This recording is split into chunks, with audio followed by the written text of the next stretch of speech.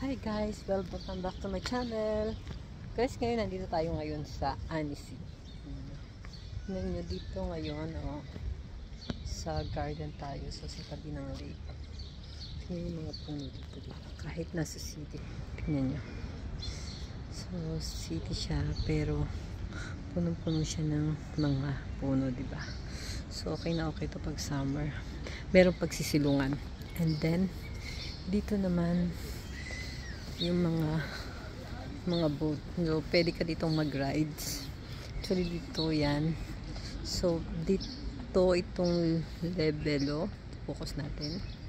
Yung Lebelo, guys, so pwede ka dyan kumain. Meron sila dyan mga offer na pagkain. And then, dito parang, ito rides na to. Nakasakay na kami dito. Ito. And then, dun sa isa. Pero ito, hindi pa. So kaya hindi ko pa alam kung ano dito talaga. So basta meron silang sa menu sila entry, main dish, and then dessert ka. So tapos mga drinks. So mag-stay ka dyan, I think 2 or 3 hours kasi kakain kayo tapos mapasyal ikot doon. Yun, and then dito rin banda dito meron yung mga maliit na boat na pwede mo siyang rentahan. So, yan. Tapos yan, of course, mga kalapati, diba? Yan. Kalat. So, dito, nakadakad tayo ng konti. Ay, nakadakad tayo banda doon sa kabila. Puntahan natin yung doon sa may tulay na Pont d'Amour, sabi nila. We go there, we go walk. We're going to walk. Okay. Yan. So dito tayo sa gilid. Plastic. Yan. So putik. May mga lamok. So yan lang natin yung lamok na yan. Tapos dito guys, so may mga upuan din na pwede tayong makaupo at makapag-rest.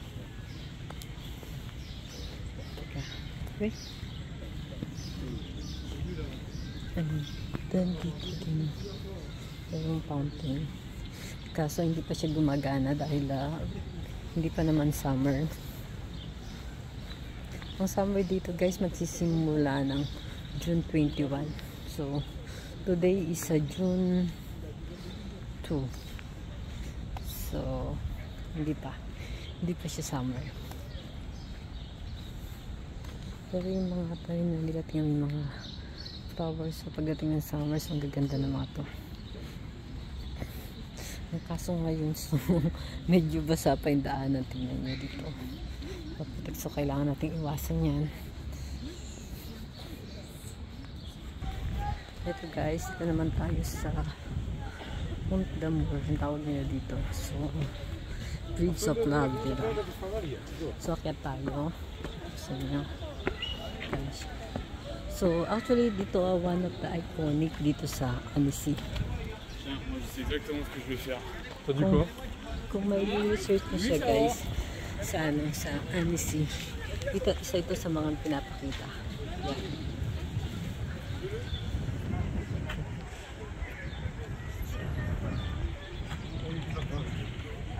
Ito naman yan. So ngayon, ang dami pang mga boat dito, nakatakip pa siya dahil gaya na sabi ko kanina, hindi pa naman summer. So tingnan nyo guys, so hindi pa naman summer pero ang dami ng tao, isusumpo siya. Oo, diba? Ang dami na ng tao. Pero pag summer, lalo na pag summer, grabe, sobrang dami tao. Kaso sobrang init. So punong-puno siya normally dito. Diyan nagtatambayan yung mga tao kasi banda na to. So ngayon pa lang, diba?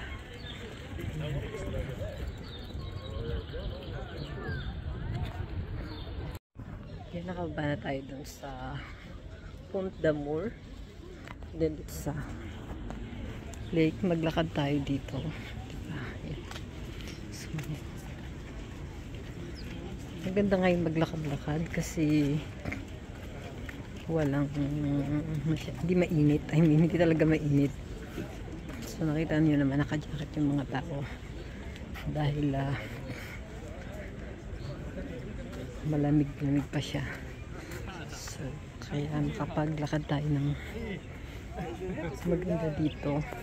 Kasi pag dito pag summer guys, sobrang init talaga. So parang ang hirap maglakad. Hindi ka na pwede dito maglakad nakapayong. Pag naglakad ka dito nakapayong, ano siya, kakahiya. Pero okay na rin to. At least hindi siya masyadong maraming tao ngayon. Tapos ito, tingnan. Kalakanta ko. Biglang umalis yun. Natakot. Ayan. Na. Actually, mula dito hanggang Geneva is like 45 minutes na. 45 minutes? 45 minutes kasi hindi naman kami dumaan sa expressway. So, normal lang kami dumaan. Tapos, hindi siya masyadong matraffic.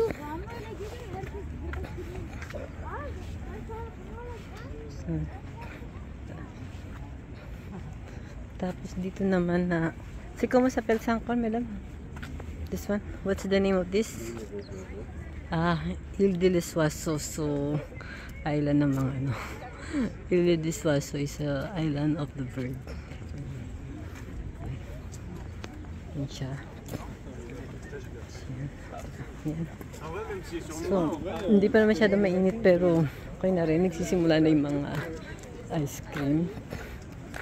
Sarap mag-ice cream. Tapos yan guys. Ang daming pwedeng upuan. So, dinamihan na nila yung upuan.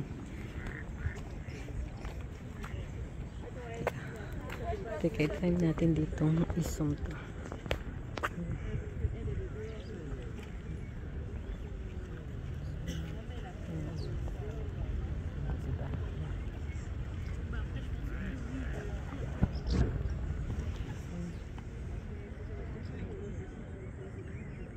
Siya.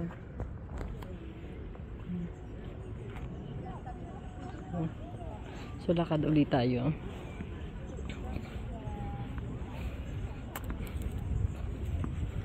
Tapos yung ating sasakyan banda doon siya nakapark.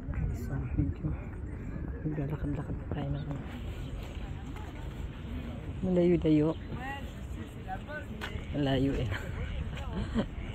Malayo 10 minutes.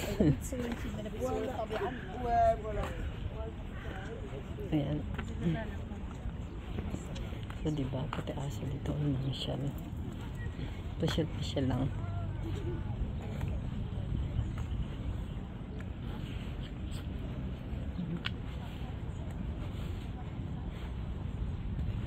Like what this one, madam? What's that? What's that?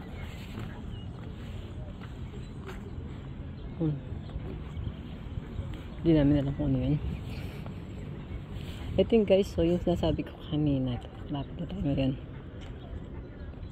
Yung mga pinaparent nila ng 30 minutes, 1 hour. So, hanggang 4, ilang ba? Seater? 4? 5? 5 na? 5-seater siya. So, dito naman is 2-seater. Hindi, 2. Tapos, 4 din siya to, 4. Ito, 4 siya. So, diba yun, no? Nagpe-pedal. Yung dalawa, nagpe-pedal. And then, yung isa parang driving. Hindi ko pa ito na-experience ko. So, kaya hindi ko pa ma-explain kung paano siya. Pero yun, it's nice. Yun lang guys. Salamat. Yun guys, dito tayo. Dito naman guys yung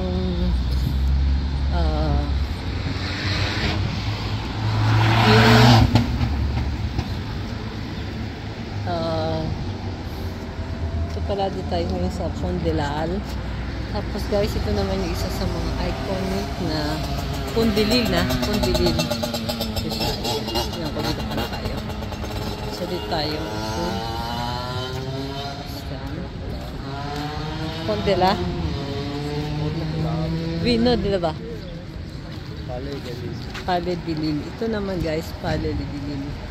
Kung titignan mo siya sa video, ito sa masikong.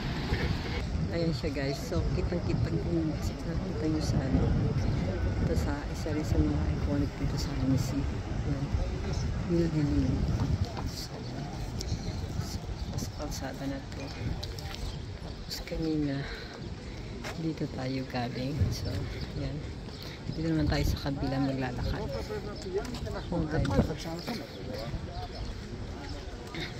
So dito, ayan. Dito naman tayo ngayon maglalakad. Sa kabila naman. Mula dun sa kabila papunta dito. So yan. Dito naman guys sa tingin. Meron din siyang maliit na garden. Tapos ito guys, pwede itong ano, pwede itong mainom. So, libre lang ang tubig. So, pag nauuhaw ka, diba, dito ka lang sasalok. Tapos ito, meron silang, may maliit naman na garden din dito. So, sa summer guys, meron tong, ano, mga ganda na yung mga bulaklak.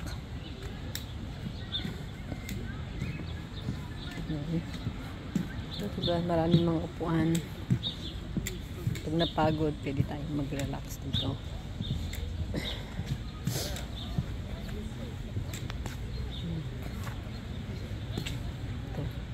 Ito guys naman, no, mga parking ng ano, bike.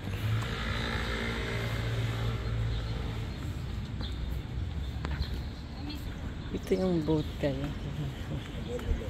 Diyan, ano lang to, bali, iikot lang siya ng mga 30 minutes yata. Tamang 30 minutes ako.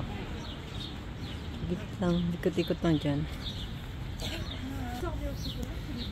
Pero itong kabila naman, ito yung merong restaurant. So, ito mga 3 hours. Kasi, dyan ka pwede mag-lunch. Or, I think, hindi ko lang sure kung meron dinner sila. Ito tayo. Ito. Mas malapit tayo ngayon. Medyo malaki siya, di ba? Mas malaki siya. Ayun siya kayo. Medyo malaki siya, di ba? Ito siya. Laki. Maluwag siya. 300 passengers, guys. 300. Wow, ang dami, di ba? Yun yung ano niya, teka. Isusum ko siya, makita niyo yung table siya. Yan. Diba? Yan. I hope this summer makapunta kami dito. Makapag-sumakay.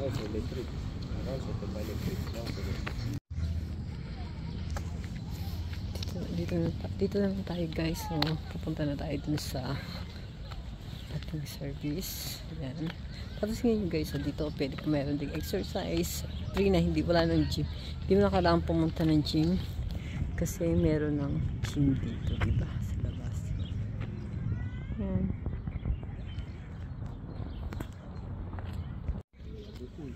Yan guys, thank you for the day. So ito ang ating tour dito sa Annecy, France. Sana nag-enjoy kayo.